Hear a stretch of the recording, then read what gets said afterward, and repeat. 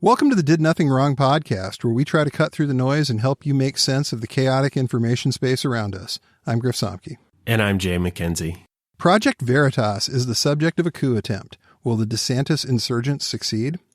Lula goes to Washington in a show of global support for democracy. And Seymour Hersh released a piece of respected journalism on the Nord Stream pipeline explosions. Is he speaking truth to power, or is it as accurate as the last 20 years of his work? If you like what you're hearing, please give us a rating and a review on the app that you're listening on. Be sure to subscribe at didnothingwrongpod.com to get our content straight into your inbox. All of our work is free, but we're extremely grateful for paid subscriptions and donations that ensure that we can keep doing this important work. Thank you. We've got a great show coming up. Thanks for joining us.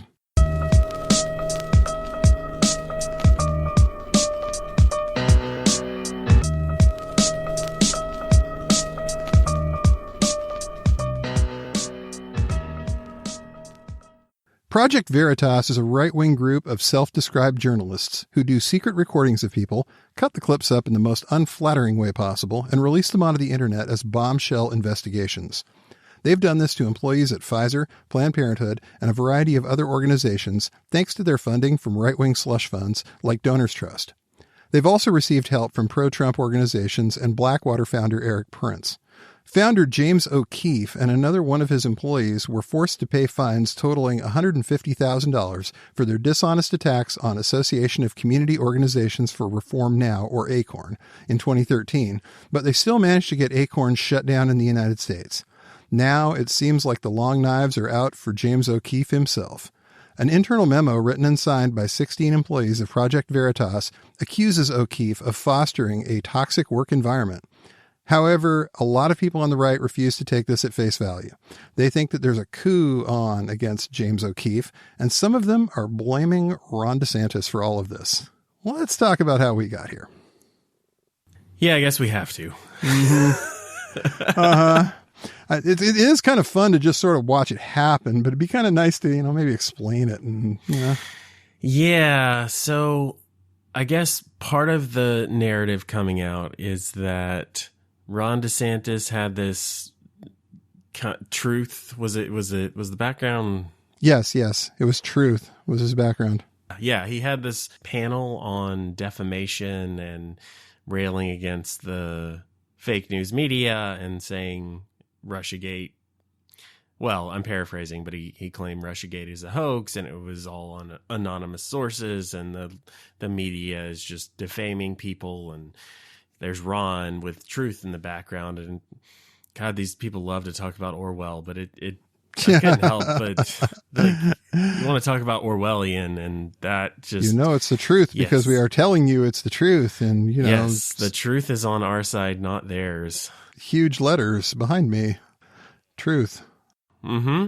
Yep. They say it, so it must be true. Absolutely.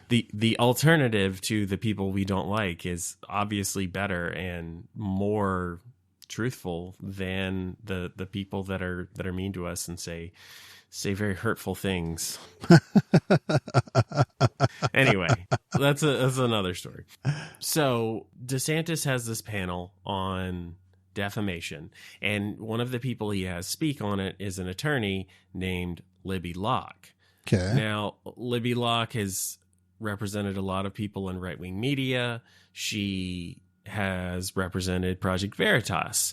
So she's done that in the past, but more recently, she's actually been representing Dominion Voting Systems, which have an ongoing case against Mike Lindell. And Mike Lindell is very hardcore MAGA. He is all about Donald Trump. He's all about stolen election lies. He's all about, quote unquote, proving how they stole the election from Trump. He's never DeSantis. He's Trump all the way. He's in it to win it. Absolutely. 10% off at MyPillow. Use promo code Lindell. And so the fact that DeSantis is Trump's opponent, DeSantis is endorsing Libby Locke. Libby Locke is representing Dominion against Mike Lindell. If you twist it enough ways, that means that they're all on the side against Donald Trump, and this is really a coup by the DeSantis people against James O'Keefe, who has received money from Trump and has I don't know that he's endorsed one person or the other for 2024, but he's been very pro-Trump in the past. And so they have, by enough pretzel logic, they have decided that all of this secretly means that Ron DeSantis is in on it.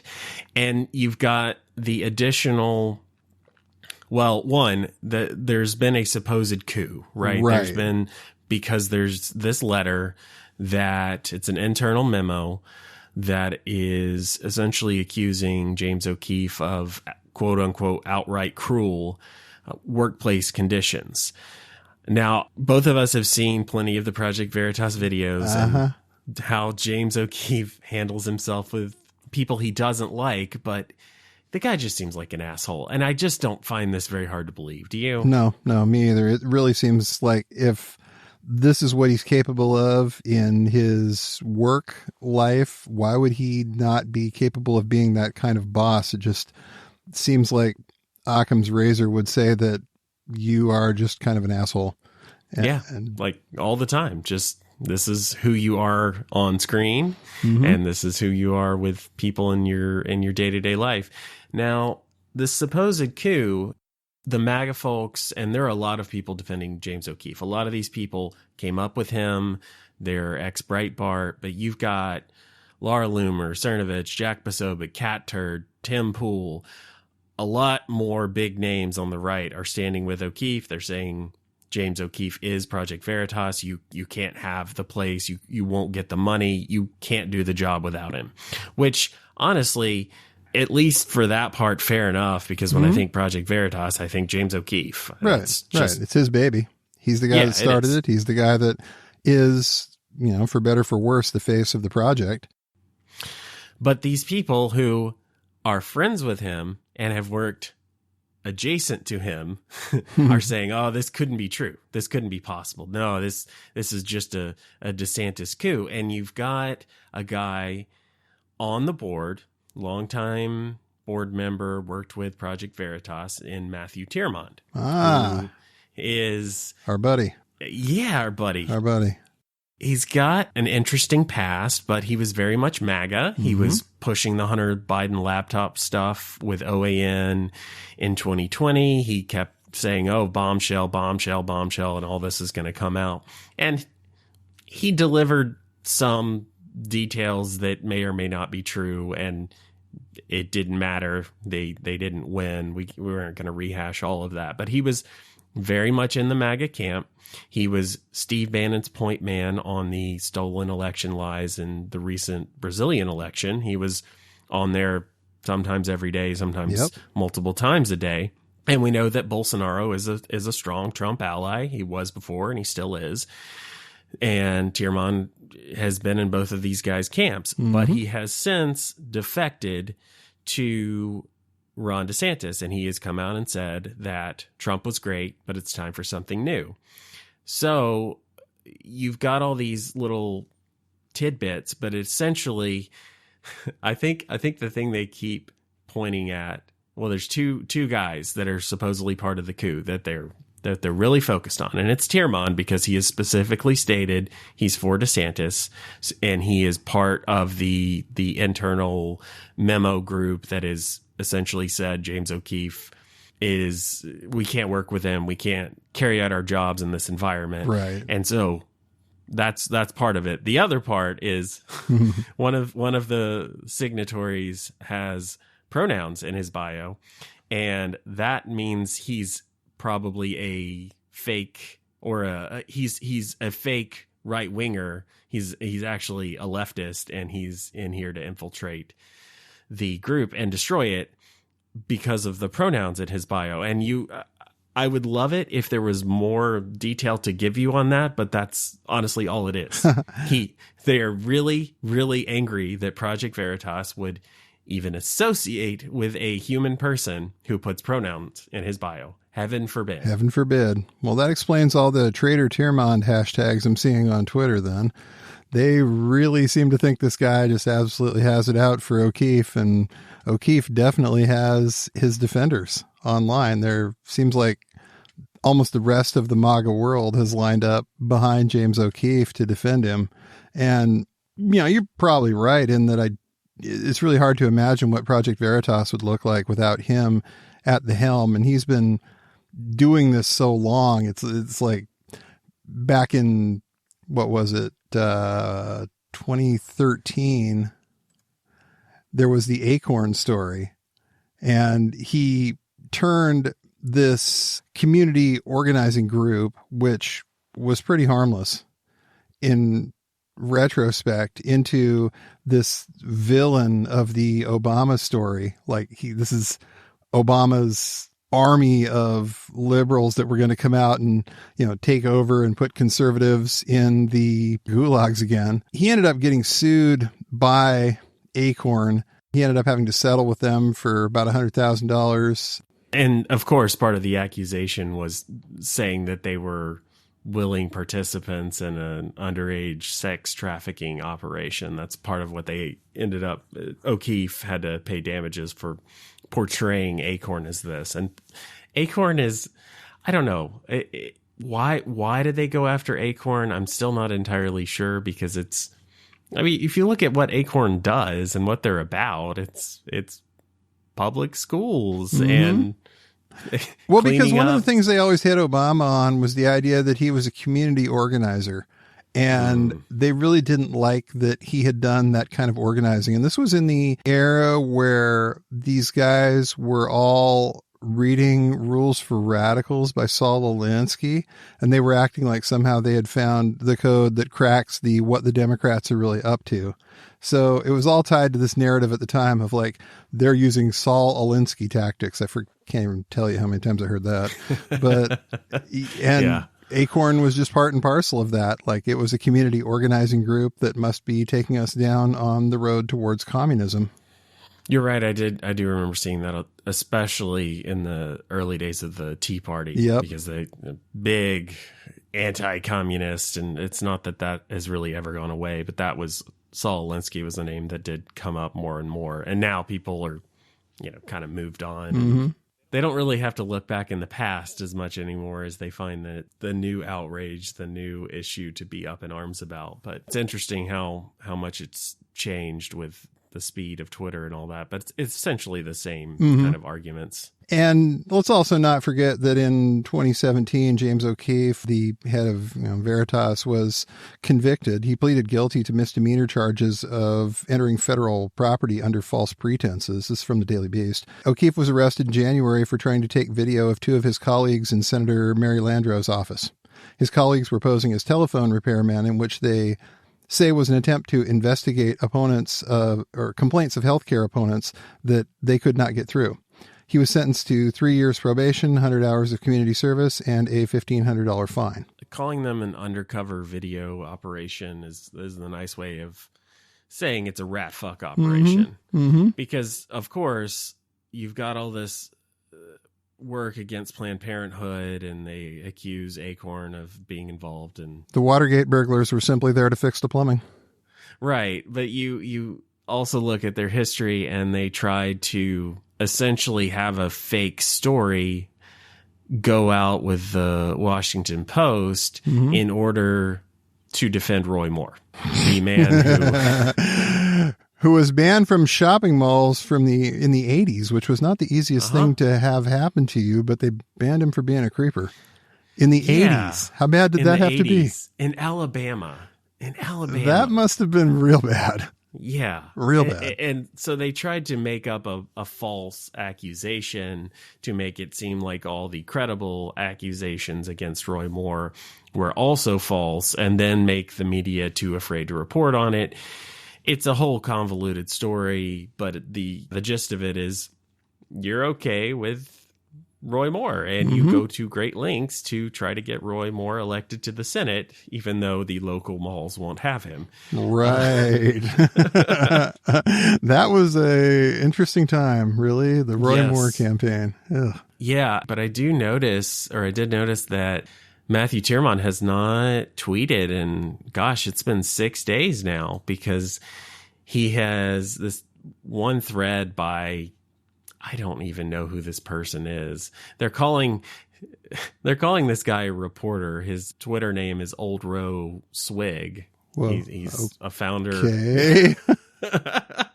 But he's on Twitter, and he made a viral thread talking about the coup, and he claimed that Matthew Tiermont is the ringleader, and they all know that Tiermont is pro DeSantis, and you've got Laura Loomer out here expanding on it, and she's calling...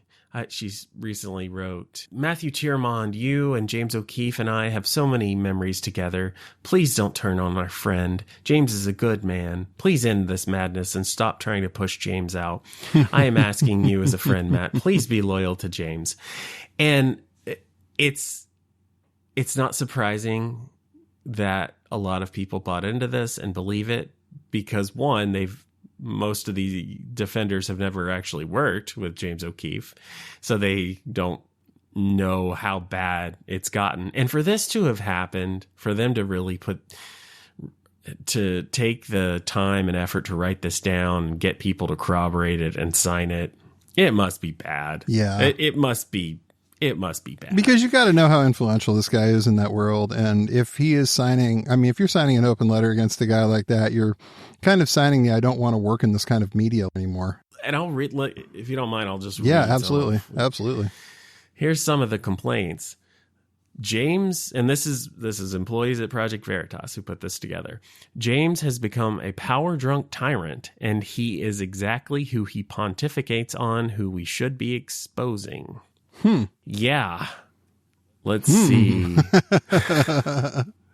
We've got another complaint here saying everyone is operating in fear because James is erratic. One doesn't know whether one will meet his needs and expectations since the target is constantly moving and priorities are shifting. Yeah, that sounds difficult. Yeah, that does not sound great. Well, this is from the Daily Beast, and we've got a series of bizarre incidents that they're documenting here. In another apparent reference to O'Keefe, a staffer complains about employees at Project Veritas getting spat upon. Rule number 1, you can't spit in an employee's face over a tweet. The message reads, true story. Yeah.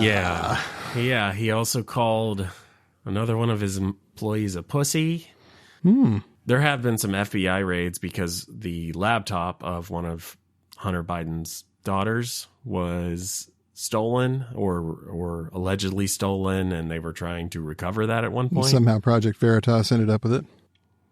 Yeah, so there's some questions, but the guy who, according to the complaint, got raided still got called a pussy by James O'Keefe, which, yeah. Take one for the team there. Right. They apparently, a couple of those guys quit because they were abused and overworked. The memo's authors also raised concerns about O'Keefe's use of Project Veritas money to promote his own theatrical ambitions. Project Veritas is best known, obviously, for its undercover stings against Democratic groups and other Republican targets. But O'Keefe, who performed in high school musicals, has added a series of musical productions to the group's repertoire, including an elaborate Project Veritas experience that involves O'Keefe dancing while wearing a bulletproof vest. These people get really weird when left to their own devices, don't they? Oh, it does explain a lot, though. That, man, this guy's a performer. How many times do we end up going back to the failed actor thing? All of them. Just about all of them. It's And frightening. Him and Poso and the rest of these people, they all just wanted to be TV stars. And if the entertainment industry had been a little less cruel, then we might be dealing with a less chaotic information environment today. Yeah, if only. But yeah, you get the call from James O'Keefe. It's like, all right, guys, we're going to go on assignment. We've got a really important operation. It's like, the right-wing version of High School Musical. Yes. I don't know. God, it's true. I mean, it's just absolutely true. And I'm sure people are just going to be lining up on that side to go see it. You know, I mean, really. Maybe that can be the opening act to My Son Hunter, the right-wing movie they made of the Project Veritas, the musical.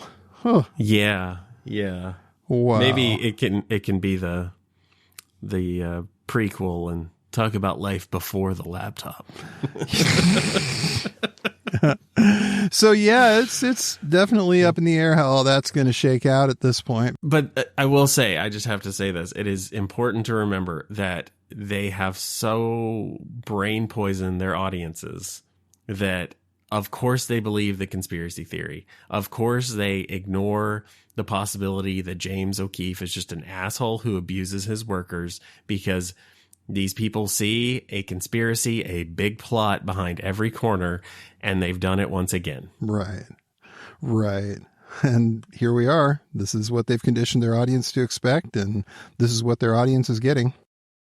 Well, speaking of Matthew Tiermond and his extracurricular activities, on February 10th, recently inaugurated Brazilian President Lula da Silva visited the White House and met with Joe Biden. There was nothing out of the ordinary with this visit, and it didn't receive a large amount of coverage from the mainstream media or from right-wing outlets. However, there's one thing we noticed about what was said before, during, and after the meeting. There was quite a bit of focus on the importance of maintaining and bolstering democracy at home and abroad. Given that the United States and Brazil have the two largest democracies in the Western Hemisphere, both of our countries need to set the right example for others and use our resources to strengthen our democratic institutions. Jay, why do the two of us feel like it's so important to highlight those efforts right now? Because there are a lot of people who don't care about democracy, that are growing a movement that I think a lot of the ringleaders are fascist or fash curious, I guess. But the fash light. Not, yes, they're not committed to upholding democracy because they think it is a failed experiment. I mean, these are the people that pushed stolen election lies in 2020, and a lot of them were doing it in Brazil in 2022, and we don't have to guess about the next election. We know that it could start before the general election, because if Trump has the election, the primary, quote unquote, stolen from him by Ron DeSantis and his supporters, then they're going to be saying it was stolen and it was fraud and it was done under false pretenses. And they don't care that will or will not be true. They don't care if Trump does or does not win in 2024, whether it's because they really want to seize complete power or they're just such grifters that they don't care. Looking at you, Tim Pool. But it doesn't matter. It's that, like, we can have an argument about what motivates people specifically, but they are working towards the same end, and that end is anti-democratic. And I think we both feel like it's important to say unequivocally that this is a threat. We are concerned about it. And part of the reason we do what we do is because we think democracy is good. Imperfect. We can certainly make it better. We certainly would love to make it better, but democracy is the way forward, and it's the world we want to live in. It is better than the rest of the choices that are on the board. And until something better comes along, this is where we will be. And I think it's also important to highlight how close they actually seem to have gotten in Brazil to pulling off a coup. Because the more that comes out down there, the worse it gets. It seems that they had hired believe it or not, a criminal hacker in Brazil to go after the phone of de Moraes, the Supreme Court justice who has been the bugbear of Bolsonaro for the election, for the free speech issues, for all of it. And what they were planning to do was try and get his phone, clone it, make up something, or find something that would have been worth arresting him for, arrest him, and then refuse to concede the election, say it was all stolen because of this. And when you put that together with the fact that most of the Bolsonaro team down there seems to be either at least under suspicion or having already been arrested, and now Bolsonaro has applied for a 6-month visa, yeah, we're looking at something pretty bad here. Yeah, and I think the ongoing attacks on the judiciary in particular are really concerning for me, and it really does speak to the fact that they are following the Hungary and Viktor Orban playbook. And we talked about this a little bit with Amanda Moore when we had her on. Right. And there is a growing movement, cooperation, overlap between these various forces on the American right, the Brazilian right, and in Hungary. And CPAC is a conservative movement that started in the United States, but their two biggest partners out in the international community are in Brazil and Hungary for a reason. Right. They are talking to each other. They are learning from each other. They are working together in various ways. And a big reason that Viktor Orban was essentially able to seize complete control in Hungary, which he may argue that he hasn't, but he does what he wants at this point. But the first thing that they did is attack the judiciary, and it's very easy to find a judge that you do not like who makes rulings that are not beneficial, that hurt your movement, that enforce the laws that you don't like, and it's very easy to target and threaten that justice into either changing his tune or retiring. And it sets a precedent, and it lets everyone else know that you either get on board or some bad things could happen to you. You're going to go through some things. Yeah. And it goes along with those attacks on the media, which Hungary's independent media is essentially non-existent at this point. There's very little media in that country now that is not under some amount of state control or censorship. And you look at Trump and the MAGA frontmen and their allies in Brazil, and this is what they want. It's what they're working towards. Maybe it's stop-start and there are hiccups and issues along the way, but they are attacking the press. They are growing their alternative media, and you don't lose democracy overnight. It's not one thing. It's maybe not even one person or one leader, but it sort of snowballs. And even if a lot of the snowballing is with people that are just grifters, that are just, I'm going to say the election was stolen because I'm going to get donations. I'm Alex Jones. I'm Tim Pool, whoever it is. Eventually, they lose control. Eventually, enough people listen and believe it that even the ones who got them there, even if they disavow it, doesn't matter. It's too late. Their audience believes it. We see it with QAnon all the time, don't we? All those people play their part, and they would like to walk some of this back when it gets crazy, when it gets well out of hand and extreme. They walk it back and say, hey, we didn't do this. We didn't have anything to do with this. This was not what we really meant by this. And then it's clear it's just blatant ass covering on the part of some of these people. They got what they wanted out of it when they wanted it. And now they've moved on to the next grift, but they've built something that doesn't take down very easily, even if the leaders or the originals. I mean, like, when's the last time Q sent a drop? When's the last time? It's been years, right? And it's almost like even the most hardcore adherents sort of acknowledge that whole thing was sort of hinky, yet it hasn't stopped them from believing it and identifying with it and becoming a new religion, as it were. Right. They've been waiting for the arrest since 2017. It doesn't matter to them. To the ones who stay, some people find a way to get out and leave, but most of them are still waiting, and they can rationalize it in their own heads somehow, and they make it work. And religious groups can wait for the return of the Messiah for quite some time. Yes, they can, and you just keep pushing back the date. I'd like to read the press release from the White House when Lula came to visit. This was on February 10th. And I just think it's important to say that Biden gets it.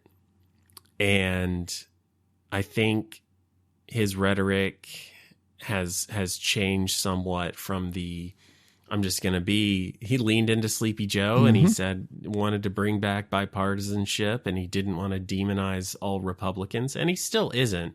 But I think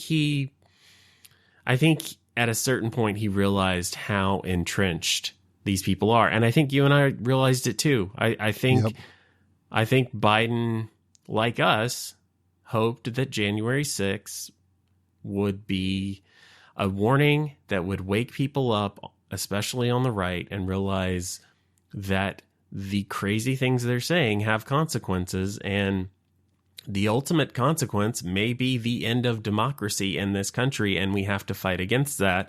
And very, very few people on the right saw that. And they did not change their tune. So Biden has definitely pivoted, I think, even more. I think he's always been there, but I think it's coming through even more that, look, we may not agree with everything that Lula does or stands for, but number one thing on the agenda is we have to have democracy. Votes have to count and have to matter. And if they no longer do, then all of our other differences aren't going to matter. Right. Brazil is a massive country, and it is such a test lab for what they're trying to do. If they can pull this off in Brazil, then it becomes a symbol of we can pull this off anywhere. We can get just about anything to go along with this, and it has to stop. And I think Lula gets that as well. I mean, he's made comments like, yeah, I've lost elections. I've lost 3 big national elections now. You'd never see me do anything like this. And regardless of what you think of Lula, he's right. So let me read this really quick. It's White House press release after Lula and Biden met. During the meeting, the two leaders reaffirmed the vital and enduring nature of the U.S.-Brazil relationship and underscored that strengthening democracy, promoting respect for human rights, and addressing the climate crisis remain at the center of their common agenda. As leaders of the two largest democracies in the Americas, President Biden and President Lula pledged to work together to strengthen democratic institutions and welcomed the second summit for democracy to be held in March 2023. Both leaders noted they continue to reject extremism and violence in politics, condemned hate speech, and reaffirmed their intention to build societal resilience to disinformation, and agreed to work together on these issues. So I think just about all of that intro is about the importance of shoring up democracy. It is. And they are quite clear about that. And that's good. They seem to get it. And that's one ride that we want to take and help and be a part of. Definitely. Definitely. So there's been a lot of buzz in right-wing media, pro-Kremlin media, and even Chinese and Iranian state-run media outlets about the Nord Stream pipeline right now. They're all claiming that there's now irrefutable evidence that the Nord Stream pipelines were blown up by the CIA and the United States. Now, there's nothing even close to irrefutable evidence, and their source for these claims is an 85-year-old man named Seymour Hersh. He's a Pulitzer Prize-winning journalist, but he won that award for his reporting on the Vietnam War in 1970. Now, over 50 years later, Hersh has gained a reputation in the last 2 decades as a conspiracy theorist, with a variety of wild claims and pro-Russian war crime denialism in both Syria and Ukraine. Why do so many people on that side not seem to care about this? Because they don't want to blame Russia for anything. Because they don't want to blame the Kremlin for anything. It's always the U.S. who did it. It's always the CIA who did it.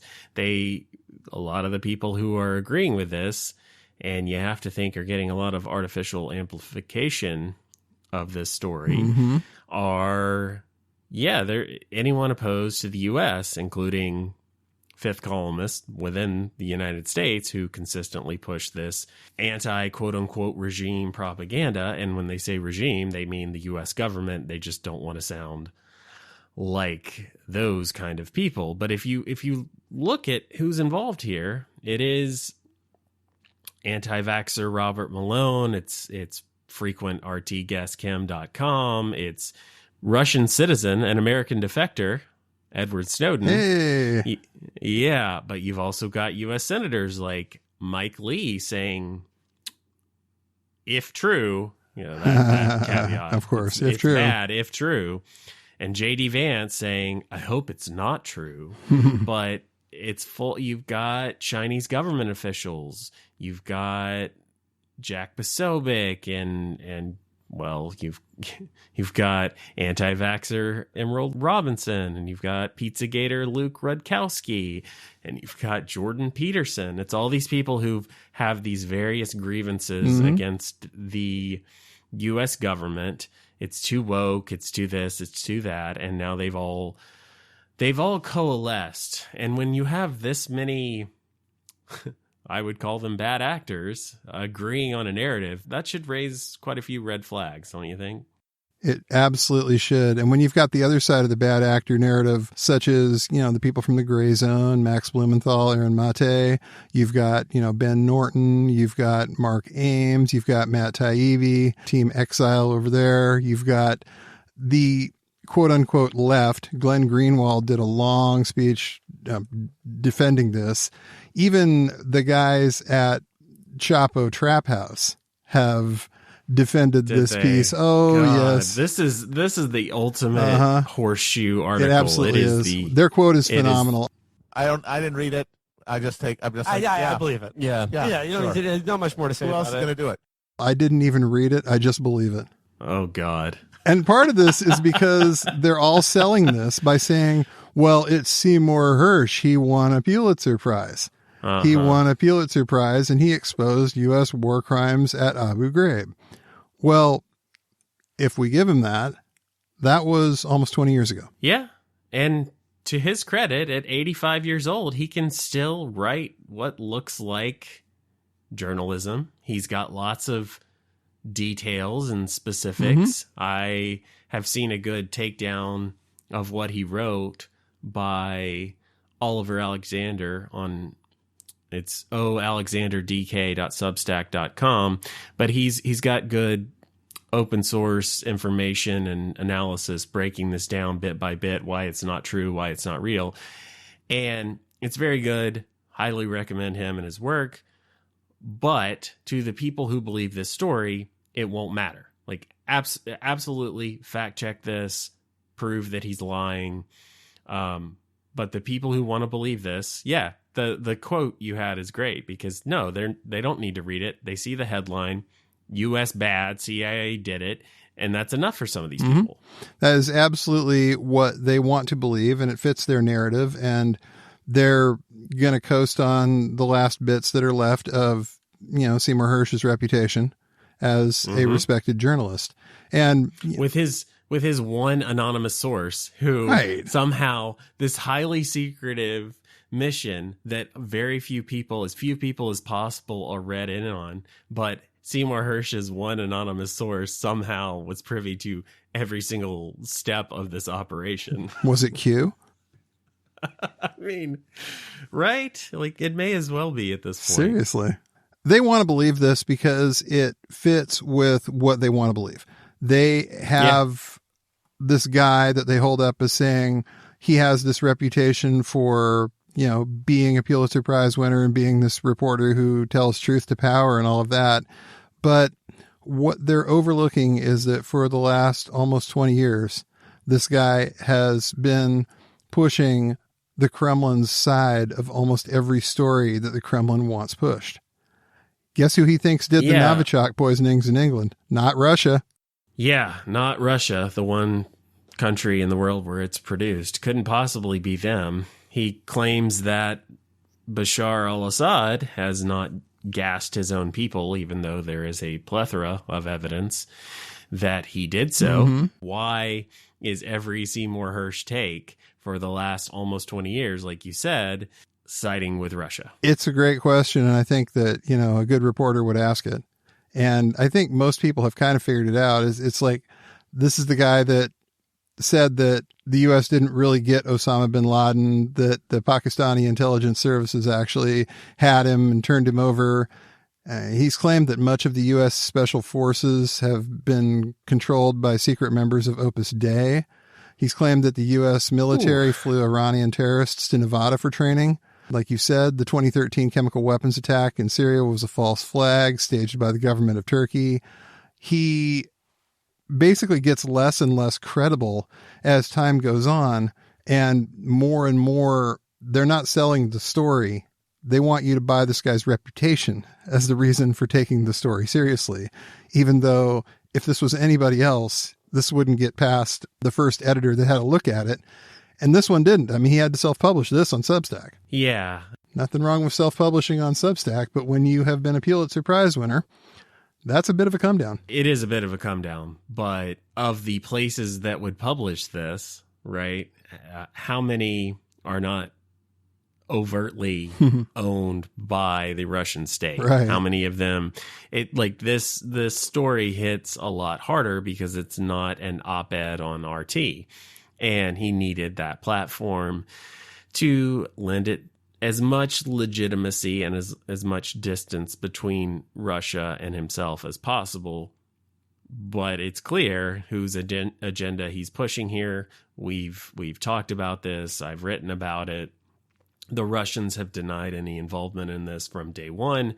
They will continue to deny the possibility that they blew up the Nord Stream pipelines. And we both think and agree that this very much matches KGB, Soviet, and now Russian warfare doctrine. Yeah, and planning. They have manuals that explain how they're going to do all this in the event it gets necessary.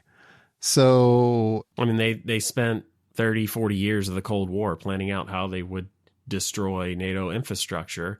And at a point when it became fairly clear that the Germans were going to stop importing all this Russian gas and that Nord Stream was probably never going to be operational due to sanctions, due to Putin's war of choice in Ukraine, well, they spent all this money to build this thing, and if they can't benefit from the sale of natural gas, then, well, they can benefit from this propaganda, from this narrative that, oh, the CIA did it. And from very early on, you've had plenty of people on the right, like Charlie Kirk and Dan Bongino and Steve Bannon, who believe them from day one, and they still believe them.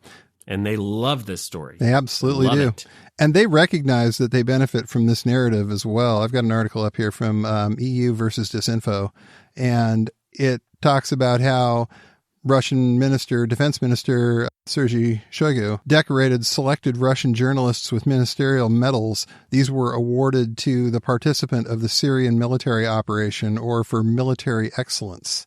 The day has come when we all have to admit a word, a camera, a photo, the internet, and information in general have become yet another type of weapons, another component of the armed forces, Minister Shoigu said last year. Last week, he reminded once again that official pro-Kremlin media outlets are seen as another part of Russian armed forces.